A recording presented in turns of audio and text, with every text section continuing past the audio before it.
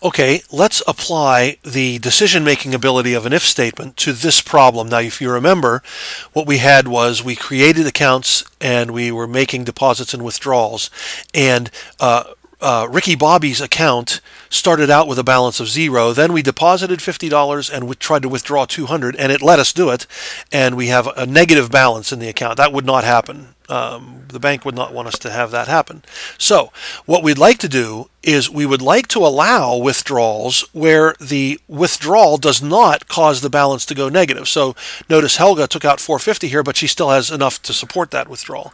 But if the withdrawal would be more than what the balance is, then we don't want to allow that as a possibility. So how could we do this, or how could we make this work? Well, let's see in the bank account class. Okay, right now the problem is that anytime we try to make a withdrawal, it's like, okay, sure, we'll just subtract that from the balance, and the new balance will be the old balance minus the withdrawal amount.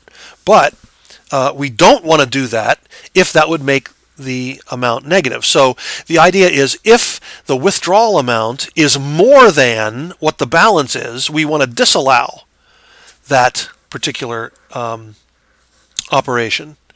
Okay, so we only want to do this subtraction if something is true. Now, when I'm typing in an if statement, a lot of times it makes sense to me to do this. We'll type if, and then we have to have a set of parentheses, open curly brace, okay, and then I'm going to tab this in and put a closing curly brace there. That's the end of the if. Okay, so now that's the structure. And then what I'll do is go back. Right now it's illegal because you have to have something inside the parentheses here. Well, that's going to be the test, and that's almost the hardest thing to figure out. So right now, if something is true, I will allow this subtraction to happen. Okay, so when should I allow that to happen? Okay, when would it be okay to withdraw a particular amount? Well, if the withdrawal amount that is being requested is less than or equal to the balance in the account, because then I have enough in the account to support that withdrawal, and the balance will not become negative. It could be 0. I could take everything out if I wanted to. Okay, so I want to say if, basically what I'm saying here is that this will be legal if the balance in the account is greater than or equal to the withdrawal amount. Okay, do you see that? So if the balance is greater than or equal to the withdrawal amount, then I will allow this withdrawal. But if it's not, then I won't do this, so the balance will never go negative. Okay, let's go back here, and so what will happen then if I try to make a withdrawal that is negative?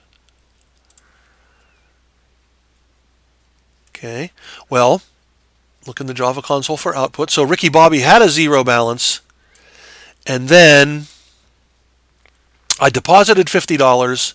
Then I tried to withdraw $200. Well, that was disallowed because I didn't have $200 in the account.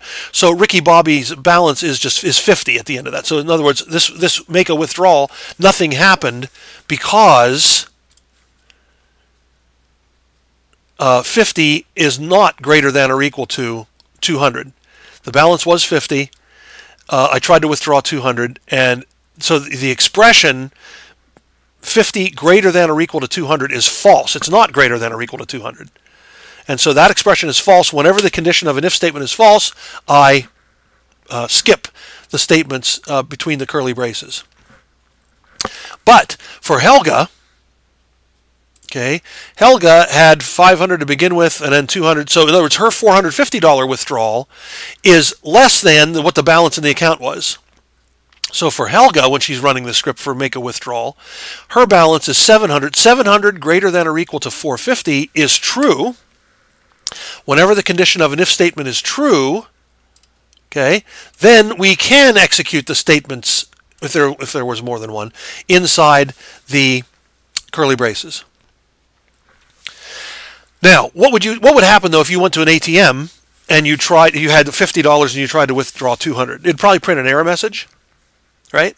So what we ought to do here is we have two different actions that we want to take based on whether this test is true or false. If the balance is big enough to support the withdrawal, then we can go ahead with the withdrawal. But if not, we'd like to print an error message. And so the way we can do that is to add an else part here. Okay. The else clause does not have any parentheses or any test after it. Okay. Else means if the previous if test is false. Okay, so if it's not true, it has to be false. There's only two alternatives. So with else, we don't have to have a test after it. Okay, so what would we want? If the balance is not greater than or equal to withdrawal amount, that means it must be less than that, and so there's not enough money to support the withdrawal, and so we can print an error message. System.out.println. And it's taking forever, I don't know why.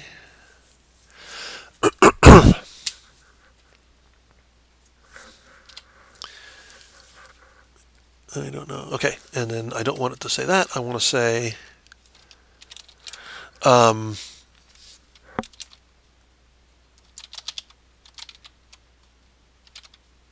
withdrawal rejected, not enough money in the account. Okay, I could print something else, but that's good enough for now. And so now if I run this, when Helga goes to make the withdrawal, the balance is greater than or equal to withdrawal amount, so I do that and I don't print the message, error message. But if Ricky Bobby tries it, $50 balance, $200 withdrawal amount, 50 greater than 200 is false, I skip the true part and I do the else part and it will print this message. I like to have end of else, just to make sure I know what that's the end of. And so if I run this, you'll see it says, hey, withdrawal rejected. Not enough money in the account. And then, but maybe it would be even better to say withdrawal rejected for name. How's that? In account number